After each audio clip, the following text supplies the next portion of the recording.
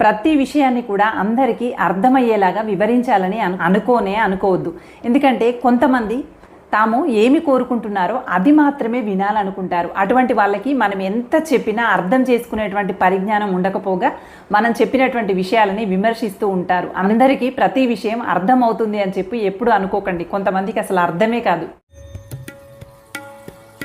సంపద అనేది ఎప్పుడు వస్తుందో ఎప్పుడు పోతుందో చెప్పలేము. సంపద ఉన్నప్పుడు మన చుట్టూ అందరూ ఉంటారు, కానీ అదే సిరి సంపదలు మన దగ్గర లేనప్పుడు మనకు అందరూ దూరం అవుతారు. సంపదని మనం రక్షించుకోవాలి. జ్ఞానం మాత్రం మనం ఎలాంటి పరిస్థితుల్లో ఉన్నా గొడుగై రక్షిస్తూ వస్తుంది. ఆ జ్ఞానంతోనే నీ విలువని, నీ గౌరవాన్ని మళ్ళీ పెంచుకునేలాగా నిన్ను కాపాడుతుంది.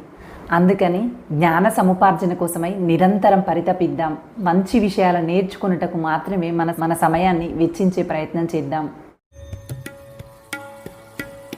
ఎప్పుడు ఎవరినో ఒకరిని విమర్శిస్తూ